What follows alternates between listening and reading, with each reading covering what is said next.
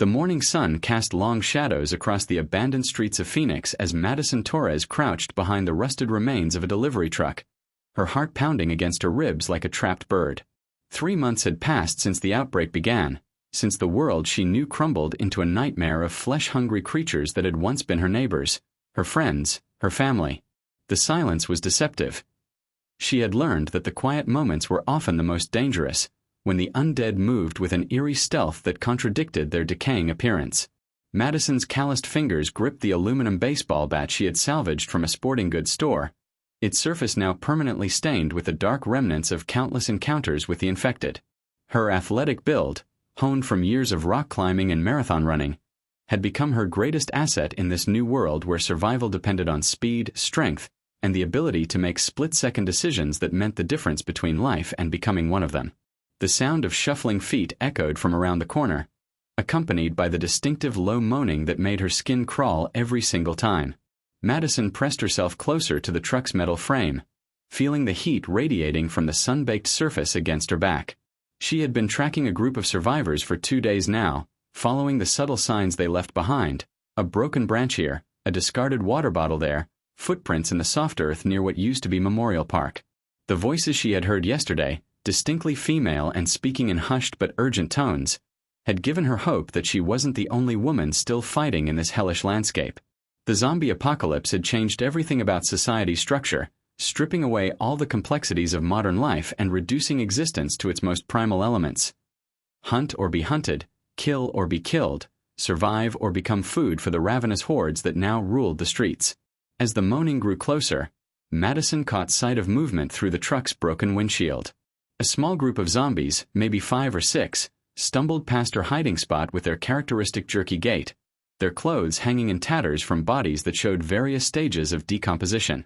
One of them, wearing what had once been a business suit, dragged its left leg behind it, the bone clearly visible through the torn fabric and rotting flesh. Another, a former construction worker judging by the hard hat still somehow clinging to its skull, moved with its arms outstretched as if perpetually reaching for something just beyond its grasp. Madison had learned to read the signs. These were older zombies, probably from the first wave of infections, which meant they were slower but also more persistent in their pursuit once they caught a scent. The real danger came from the fresh ones, those who had been turned within the last few weeks. They retained more of their human coordination and could move with frightening speed when they detected prey. Madison had encountered one just 3 days ago, a young man who couldn't have been dead for more than a week, and the encounter had nearly cost her life. Only her quick thinking and quicker reflexes had saved her, along with the fighting techniques she had learned from her older brother Jake before he had become one of them. The memory still haunted her dreams, the moment when she had to make the impossible choice between her own survival and the shambling thing that wore her brother's face but held nothing of his gentle soul behind its milky, lifeless eyes. She waited until the group passed completely before slowly rising from her crouch, her muscles protesting after remaining in the cramped position for nearly 20 minutes. The abandoned city stretched out before her like a vast graveyard, with overturned cars, broken windows, and the skeletal remains of what had once been a thriving metropolitan area. Nature was already beginning to reclaim the concrete jungle. Weeds pushed through cracks in the sidewalk, vines crawled up the sides of buildings, and she had even spotted a family of deer picking their way through the ruins of a shopping mall last week. The absence of human maintenance had allowed the natural world to assert itself with surprising speed, creating an eerie juxtaposition between urban decay and emerging wilderness. Madison adjusted the backpack on her shoulders, feeling the weight of her meager supplies. 2 bottles of water, a handful of energy bars she had found in a gym, a first aid kit missing half its contents, and the ceramic knife her survival-minded aunt had given her for her birthday 2 years ago. It seemed like a lifetime ago when her biggest worry had been whether to accept the promotion at the marketing firm or take the risk of starting her own consulting business. Now, her entire existence revolved around finding clean water, securing shelter before nightfall, and avoiding the countless dangers that lurked in every shadow. The transformation from marketing executive to post-apocalyptic survivor had happened so gradually that sometimes she could barely remember the woman she used to be, the one who worried about quarterly reports and client presentations instead of whether that rustling sound in the bushes was caused by wind or something far more sinister. The distant sound of voices carried on the wind, causing Madison to freeze mid-step as she navigated around an overturned ambulance. These weren't the mindless groans of the infected, but actual human conversation, and distinctly female at that. Her pulse quickened with a mixture of hope and caution. In this new world, other survivors could be either salvation or a deadly threat. She had learned the hard way that desperation could turn ordinary people into monsters just as effectively as any virus. Moving with the practiced silence she had developed over months of avoiding detection, Madison crept toward the source of the voices, using abandoned vehicles and debris as cover. The conversation grew clearer as she approached, revealing at least 3 different women engaged in what sounded like strategic planning. Through a gap between 2 crashed cars, she caught sight of them. A group of 5 women huddled around a makeshift map spread across the hood of a pickup truck. The apparent leader was a tall, athletic woman with short-cropped auburn hair who wore military-style cargo pants and a tactical vest that suggested either law enforcement or military background.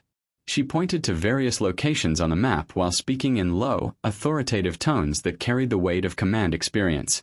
Beside her stood a petite Asian woman with intricate braids, her small frame belying the confidence in her posture and the way she handled the assault rifle slung across her shoulder. A third woman, heavy-set with graying hair pulled back in a practical ponytail, appeared to be taking notes in a small journal, occasionally interjecting questions that revealed a sharp analytical mind. The fourth member of the group was younger, maybe early 20s, with distinctive red hair and freckles, who kept glancing nervously at their surroundings while maintaining a firm grip on a crossbow that looked professionally modified. The fifth woman stood slightly apart from the others, scanning the perimeter with the alert posture of someone accustomed to standing watch. Her dark skin gleamed with a thin sheen of sweat, and her muscular arms suggested she was no stranger to physical labor. Madison strained to hear their conversation, catching fragments about supply routes, safe zones, and something called the compound. The military woman, who the others addressed as Lieutenant Rodriguez, was explaining their next objective, something about reaching a research facility before other groups could claim whatever resources remained there. The mention of other survivor groups sent a chill down Madison's spine. She had hoped that cooperation would be the natural response to humanity's near extinction, but her brief encounters with other survivors had taught her that some people saw the apocalypse as an opportunity to abandon all moral constraints. The red-haired woman interrupted Rodriguez to point out potential zombie congregation areas along their planned route, demonstrating a tactical awareness that impressed Madison despite her wariness about revealing herself to strangers. As she continued to observe, Madison noticed the sophisticated equipment these women carried: military-grade weapons, professional camping gear, and what appeared to be communication devices that suggested they were part of a larger organized group. This level of preparation and coordination was far beyond anything she had managed on her own, and for the first time in weeks, she felt the sharp pang of loneliness that came with watching others work as a cohesive unit. The woman with the journal, who seemed to be called Emma, mentioned something about the Phoenix Group and checking in with their contacts in Flagstaff, revealing that their network extended far beyond this immediate area. Madison realized she was witnessing something remarkable. Not just a group of survivors, but what appeared to be an organized resistance movement led entirely by women. The decision to reveal herself warred with every survival instinct she had developed. These women were clearly competent and well-armed, but they could just as easily see her as a threat or a liability rather than a potential ally. Her internal debate was cut short when the woman on watch duty, the one Madison now heard called Victoria, suddenly raised her hand in a silent signal that froze the entire group. The forest around them had gone completely quiet, that unnatural silence that preceded danger in this new world.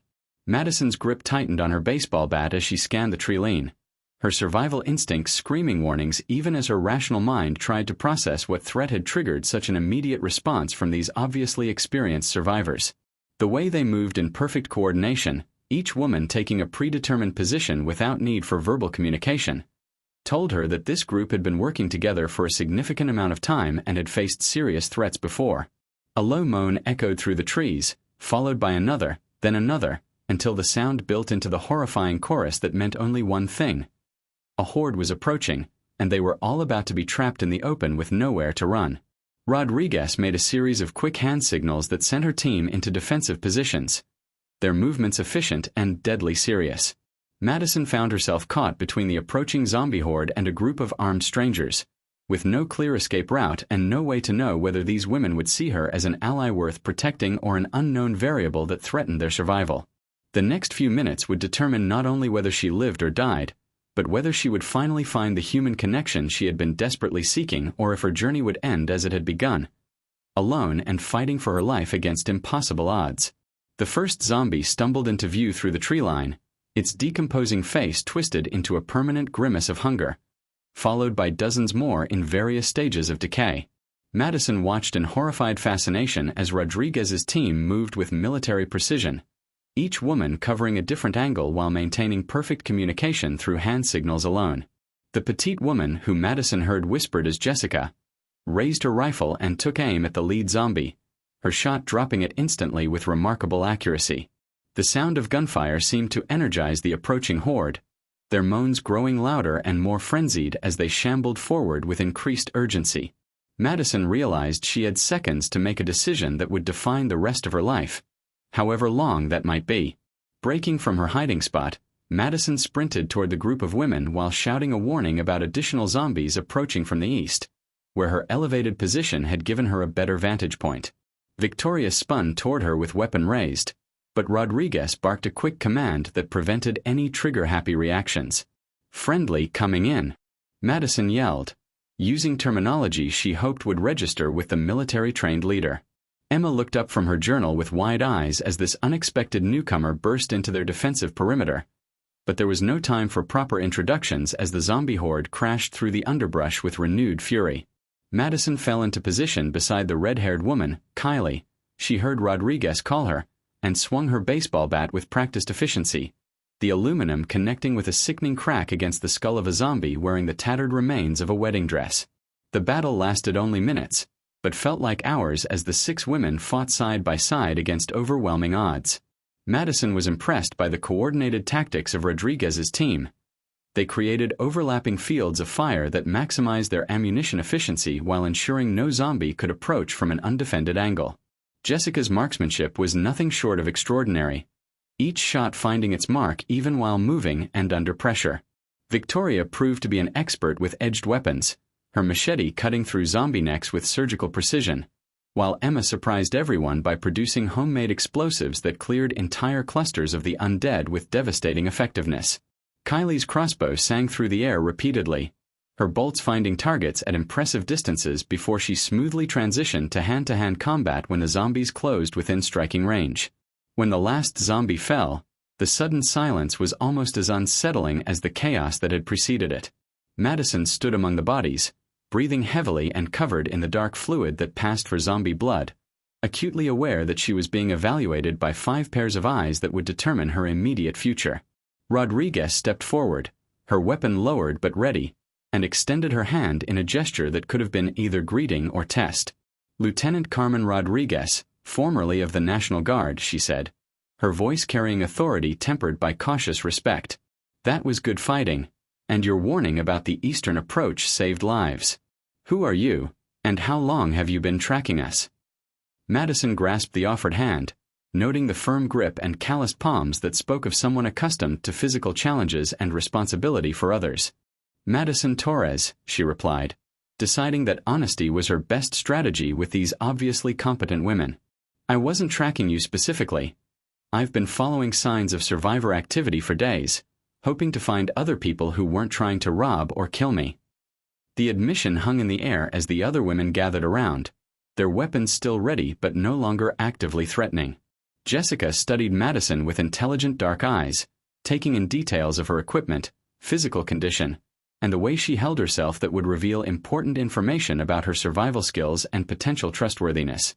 Emma had already begun making notes in her journal, apparently documenting the encounter for later analysis, while Victoria continued scanning their surroundings for additional threats with the focused attention of someone who understood that one victory didn't guarantee continued safety.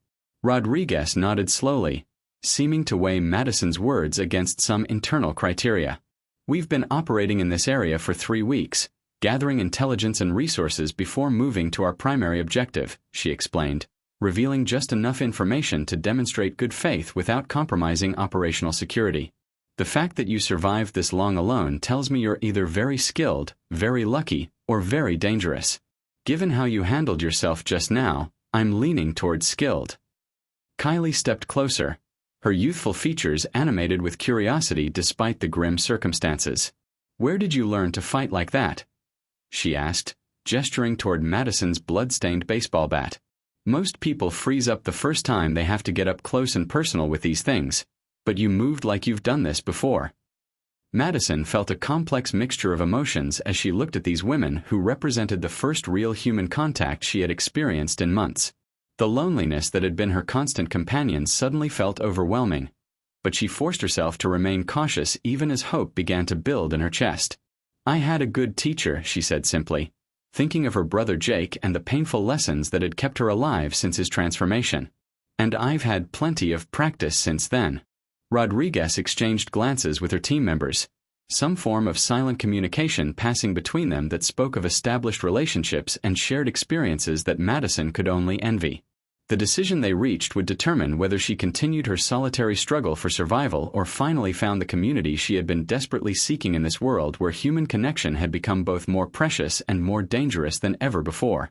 After a tense moment of deliberation, Rodriguez made her choice.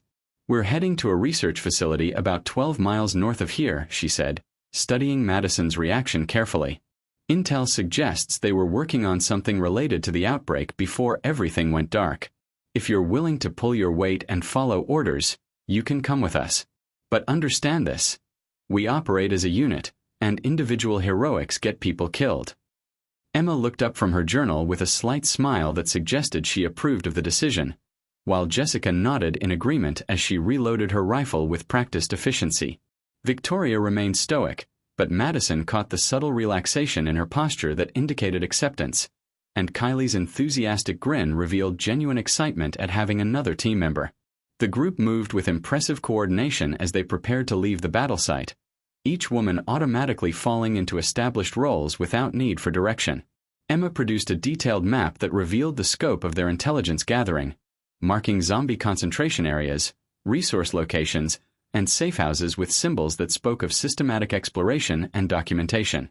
Jessica took point as they began moving, her sharp eyes scanning for threats while maintaining awareness of the group's formation and pace. Victoria assumed rearguard position, periodically checking their back trail for signs of pursuit while maintaining the kind of vigilant alertness that suggested extensive combat experience. Kylie moved through the middle positions with fluid grace, her crossbow ready and her youth belied by the tactical awareness she demonstrated in navigating the dangerous terrain. Madison found herself walking beside Rodriguez, who used the relative quiet of their movement to conduct an informal interview that would determine her long-term fate with the group. "Tell me about your background," the lieutenant requested, her tone professional but not unfriendly. "What did you do before all this started, and what skills do you bring to the table?" Madison considered her response carefully, knowing that honesty was essential but also aware that some truths might make her seem like a liability rather than an asset. "I was in marketing and advertising, which probably sounds useless now," she began, "but that work taught me to read people, to understand what motivates them and how to communicate effectively under pressure. More importantly, my family were outdoors enthusiasts, camping, hiking, rock climbing, survival training. My brother Jake was former military, and he made sure I knew how to handle myself in dangerous situations." The mention of her brother brought a flicker of pain that Rodriguez clearly noticed, but the lieutenant didn't press for details that were obviously difficult to discuss. Instead, she shifted to practical concerns that would impact the group's immediate mission. "Can you handle a firearm?" she asked, gesturing toward the weapons carried by her team members. Madison shook her head honestly. "I know the basics, but I'm not proficient enough to be reliable in combat situations. I'm better with hand-to-hand weapons and improvised tools. I'm also good at scavenging navigation, and I have some basic medical training from wilderness first aid courses." Emma overheard this exchange and interjected with obvious interest. "Medical training could be incredibly valuable," she said, adjusting her pack as they navigated around a cluster of abandoned vehicles. "We've been lucky so far with injuries, but that luck won't last forever, and professional medical care is essentially non-existent now." Their conversation was interrupted by Jessica's raised fist, the universal signal to halt and take cover. The group immediately went silent and sought concealment behind nearby debris, their movements so smooth and coordinated that Madison felt like an amateur despite her months of survival experience. Through the broken windows of a nearby office building, she could see what had caught Jessica's attention.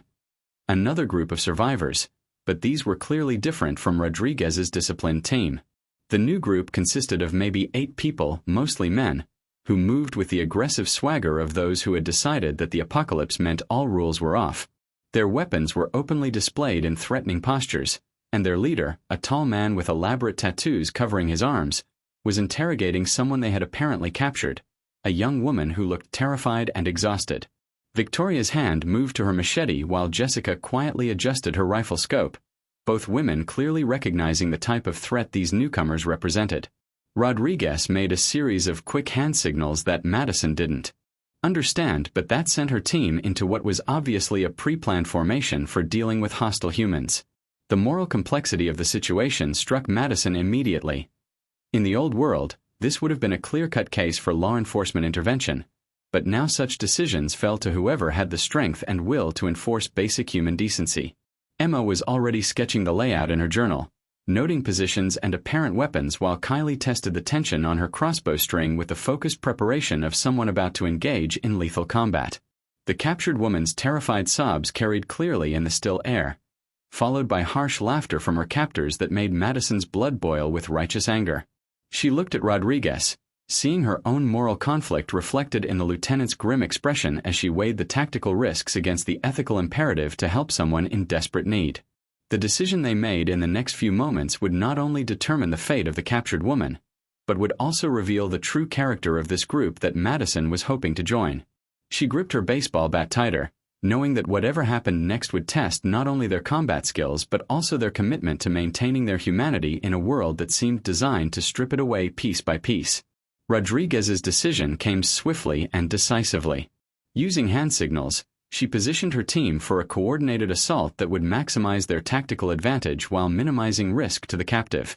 Jessica moved to an elevated position that would give her clear sight lines, while Victoria and Kylie flanked around to cut off escape routes. Emma remained with Rodriguez and Madison, ready to provide support and tend to the rescued woman once the immediate threat was neutralized. The plan unfolded with military precision. Jessica's first shot dropped the tattooed leader before he could react, while Victoria and Kylie emerged from concealment to engage the confused survivors who suddenly found themselves under attack from multiple directions. The hostile group's disorganization became immediately apparent as they scrambled for cover without any coordinated response plan. These were opportunistic predators who had grown accustomed to preying on the weak and defenseless, not soldiers prepared to face trained opposition. Madison found herself in her first human versus human combat situation, and the psychological impact was far different from fighting zombies.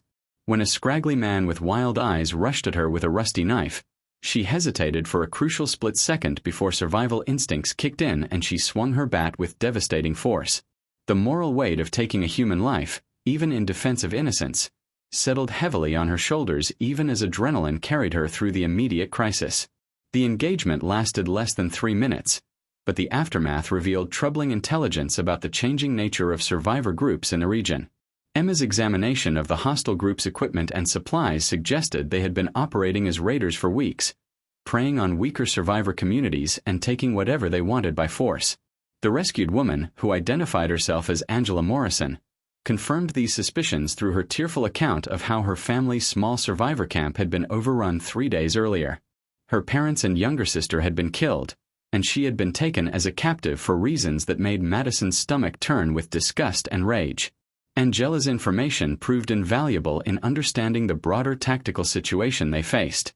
She described at least 2 other raider groups operating in the area, along with several peaceful survivor communities that were struggling to defend themselves against increasingly aggressive attacks. The research facility that Rodriguez's team was targeting had apparently been discovered by multiple groups, creating a potential convergence that could result in a massive conflict over whatever resources or information it contained. Emma methodically documented everything Angela shared, her analytical mind already working to integrate this new intelligence into their operational planning. As they prepared to move toward the research facility, Madison noticed how Angela's presence changed the group dynamics in unexpected ways. The young woman was clearly traumatized and physically exhausted, which would slow their movement and require additional resources for care and protection. However, Her knowledge of local survivor groups and recent raider activity made her an invaluable intelligence asset, and her first-hand experience with the violence plaguing the region served as a stark reminder of what was at stake in their mission. Rodriguez made the decision to bring Angela with them, despite the tactical complications, recognizing that abandoning a survivor in need would violate the principles that separated them from the raiders they had just fought. The journey toward the research facility became a race against time as multiple factors converged to create mounting pressure. Angela's descriptions of the raider groups suggested they were becoming more organized and aggressive, potentially forming alliances that could overwhelm any individual survivor community. The research facility itself represented an unknown variable. If it contained information about the zombie outbreak's origins or potential countermeasures, it could be the key to humanity's survival, but it could also be a trap or already compromised by hostile forces. Weather reports from Emma's portable radio indicated a severe storm system approaching, which would provide cover for their approach but also create additional challenges for navigation and combat if they encountered resistance. Madison found herself thinking about the broader implications of their mission as they moved through increasingly dangerous territory. The zombie outbreak had initially seemed like humanity's greatest threat, but the emergence of organized raider groups suggested that human nature itself might prove to be the more formidable enemy. The women around her represented something precious in this new world, a commitment to cooperation, mutual protection, and moral principles that refused to be abandoned despite the overwhelming pressures of survival. Whether they could maintain these values while accomplishing their mission, or whether the harsh realities of post-apocalyptic conflict would force them to compromise their humanity, remained to be seen. The research facility loomed ahead like a beacon of hope and danger combined, promising answers that might save what remained of civilization or revealing truths too terrible to bear.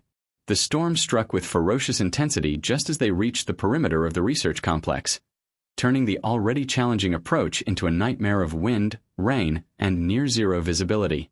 The facility sprawled across several acres, its multiple buildings connected by covered walkways that had once allowed scientists to move between laboratories without exposure to external contamination. Now those same walkways provided potential cover for any number of threats, from zombies that had wandered into the complex to human adversaries who might have arrived before them.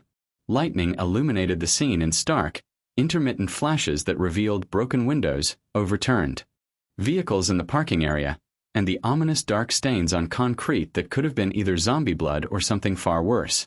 Rodriguez gathered her expanded team in the shelter of an abandoned security checkpoint, studying blueprints that Emma had somehow acquired during their intelligence gathering phase. The main laboratory building stood at the center of the complex, surrounded by administrative offices, equipment storage, and what appeared to be containment facilities that made Madison's skin crawl with their implications. Angela huddled close to Jessica, her eyes wide with fear as she stared at the imposing structures that had once represented humanity's cutting-edge scientific capabilities. "My father used to work in a place like this," she whispered, her voice barely audible over the howling wind. "He always said that some knowledge was too dangerous to pursue, but nobody ever listened to warnings like that." The tactical challenge was immense. They needed to search multiple buildings for information that might not even exist, while potentially facing opposition from both zombies and human competitors who could have had hours or even days to establish defensive positions. Victoria volunteered to conduct initial reconnaissance, her stealth skills making her the logical choice despite the dangerous conditions. As she disappeared into the storm-lashed complex, the remaining women settled into wait with the tense patience of experienced survivors who understood that hasty decisions led to fatal mistakes. Madison watched Jessica maintain her weapon while simultaneously keeping a protective eye on Angela, struck by the way maternal instincts could emerge even in the most hardened fighters. Victoria's return brought disturbing news that complicated their mission exponentially. The complex was indeed occupied, but not by raiders or random survivors. Instead, she had observed what appeared to be an organized military unit, complete with professional equipment and coordinated patrol patterns.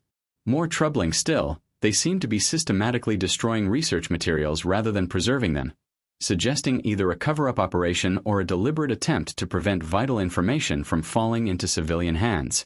Emma's face went pale as she processed this intelligence, her analytical mind immediately grasping the implications of government forces actively suppressing research related to the zombie outbreak. Rodriguez faced an impossible decision as she weighed their options in the face of this unexpected development. Engaging professional military forces would be tantamount to suicide, but retreating meant abandoning what might be humanity's last hope for understanding and potentially reversing the apocalyptic plague. The research facility represented months of planning and intelligence gathering, not to mention the sacrifices made by countless survivors who had died to provide the information that brought them here. Madison found herself studying the faces of her new companions, seeing the same moral conflict reflected in each woman's expression as they contemplated the magnitude of what they were facing. The sound of gunfire from within the complex added urgency to their deliberations, followed by the distinctive moans of zombie hordes responding to the noise. Whatever was happening inside the research facility, it was rapidly spiraling out of control as the storm masked the sounds of conflict and prevented clear observation of the tactical situation. Angela grabbed Madison's arm with desperate strength, her voice cracking with emotion as she spoke. "Please don't let them destroy everything," she begged. "If there's even a chance that place contains answers about what happened to my family, to everyone's families, we have to try. I can't live with knowing we were this close and just walked away." The decision ultimately came down to a fundamental question about the nature of courage and sacrifice in a world where both had taken on entirely new meanings. Rodriguez looked at each member of her team, seeing determination mixed with fear in their eyes, before making the choice that would define their legacy regardless of whether they survived the next few hours. "We didn't come this far to turn back now," she said quietly, her voice carrying the weight of command and the acceptance of responsibility for whatever consequences followed. "Emma, I need you to identify the most critical research areas. Jessica, find us an entry point that avoids the main conflict zones. Victoria, you're our early warning system if those military forces move in our direction. Kylie and Madison, you're with me for the primary search." The storm raged around them as they prepared to infiltrate a facility that might hold the key to humanity's future, knowing that they were about to face their greatest challenge yet in a mission that could either save the world or cost them everything they had fought so hard to protect. The infiltration began with Jessica leading them through a maintenance tunnel that connected to the facility's lower level, her reconnaissance having identified this as their best chance of avoiding both the military forces and the growing zombie presence that gunfire had attracted to the complex. The underground passages were flooded with several inches of storm water, and the sound of their movement echoed ominously in the confined space despite their efforts at stealth. Emergency lighting cast eerie red shadows that made every corner potentially conceal threats, while the distant sounds of conflict above reminded them that their window of opportunity was rapidly closing. Angela stayed close to Emma, her knowledge of similar research facilities proving invaluable as she helped navigate the maze of service corridors toward the primary laboratory areas. They emerged into the main research building to find chaos that exceeded their worst expectations. Bodies lay scattered throughout the corridors, some clearly victims of zombie attacks, others bearing bullet wounds that suggested execution-style killings rather than combat casualties. Computer terminals had been systematically destroyed, file cabinets ransacked and burned, and laboratory equipment smashed with deliberate thoroughness that spoke of an organized effort to eliminate all evidence of whatever research had been conducted here. Madison felt sick as she surveyed the devastation, realizing that they might be too late to recover anything of value from what had obviously been a comprehensive cover-up operation. Emma's analytical skills proved crucial as she identified patterns in the destruction that revealed what the military forces had considered most important to eliminate. The virology and infectious disease laboratories had been completely gutted, their contents not just destroyed but incinerated with military-grade thermite that left nothing but melted metal and ash. However, the data storage facilities showed signs of hasty evacuation rather than complete destruction, suggesting that some information might have been relocated rather than destroyed. Victoria's sharp eyes spotted something the military demolition teams had missed: a hidden backup server room concealed behind what appeared to be a maintenance panel, its existence probably known only to the facility's senior researchers. The backup server room contained exactly what they had hoped to find: comprehensive records of the research. Facilities' work in the months leading up to the zombie outbreak, including classified government communications that revealed the true scope of what had happened to the world. Emma's technical skills allowed her to rapidly copy critical files onto portable drives while the others maintained security, but the information they uncovered was more disturbing than any of them had imagined. The zombie virus hadn't been a natural outbreak or even an accidental laboratory release. It was a deliberately engineered bioweapon that had been deployed as part of a classified military operation that had spiraled completely out of control. The documentation revealed a conspiracy that reached the highest levels of government and military command, detailing how the virus had initially been designed as a non-lethal crowd control agent that would incapacitate hostile populations without causing permanent harm. However, mutations in the viral strain had created the zombie plague that now threatened all human life, and rather than admitting responsibility and working toward solutions, those responsible had chosen to eliminate all evidence and abandon the surviving population to their fate.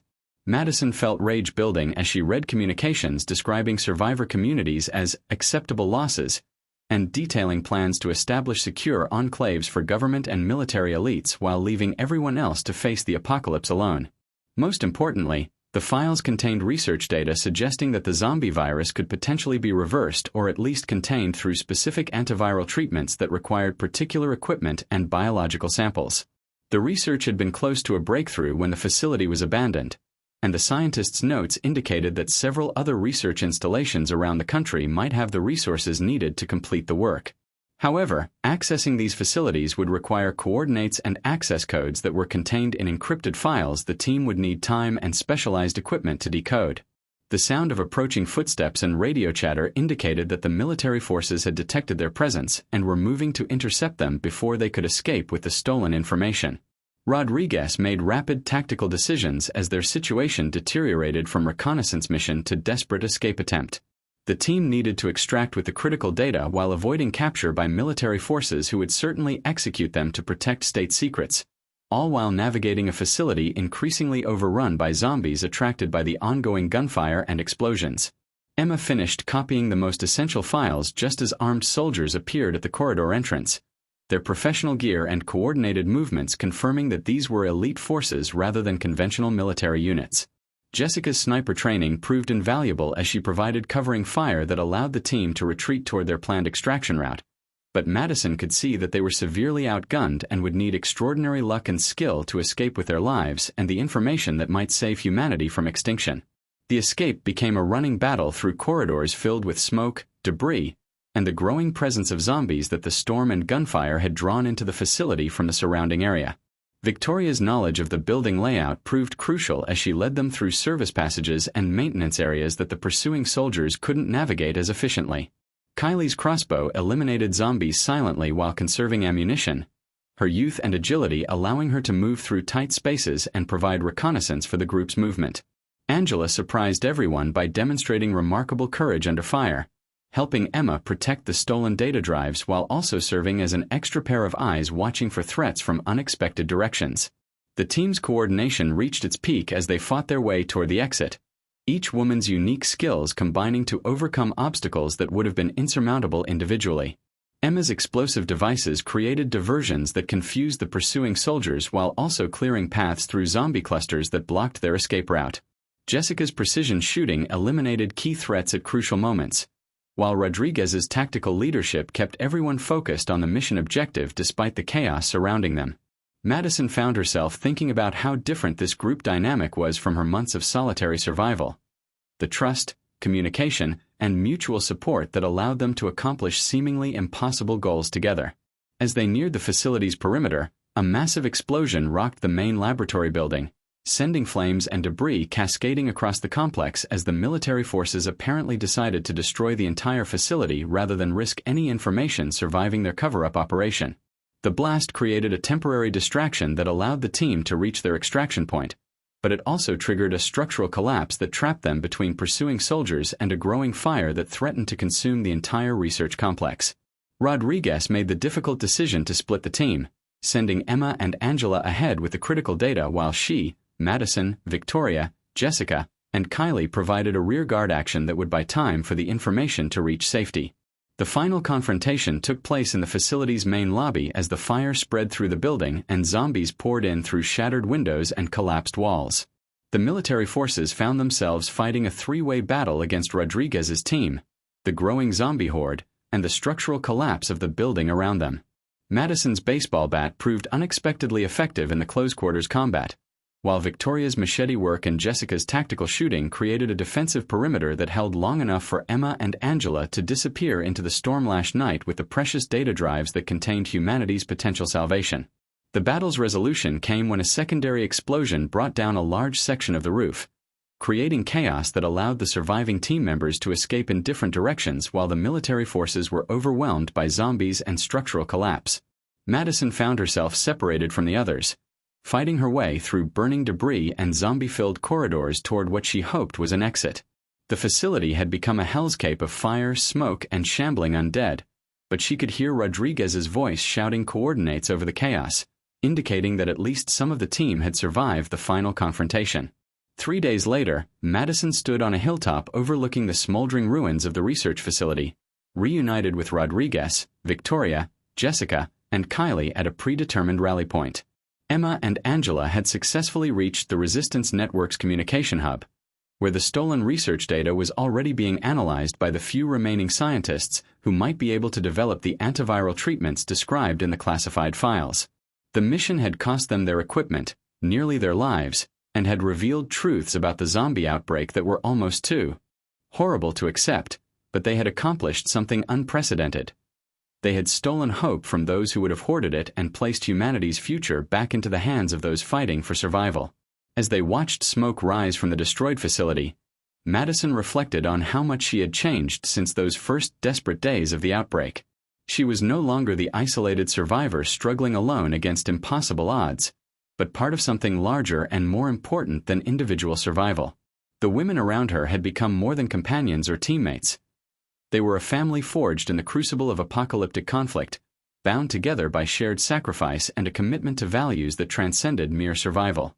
The data they had recovered might lead to a cure for the zombie plague, but the bonds they had formed and the example they had set for cooperation and courage in the face of overwhelming darkness might prove even more important for humanity's ultimate survival. The Resistance Network was already mobilizing to locate and access the other research facilities identified in the stolen files, and Rodriguez's team would play a crucial role in these missions that could determine whether civilization would recover or humanity would remain forever trapped in the nightmare world that government arrogance and military incompetence had created. Madison smiled grimly as she shouldered her pack and prepared to follow her chosen family into whatever challenges lay ahead, knowing that together they could face anything the post-apocalyptic world might throw at them. The zombie outbreak had taken everything she once knew and loved, but it had also given her something precious and unexpected. A purpose worth fighting for and people worth dying alongside in the struggle to reclaim humanity's future from those who had betrayed it.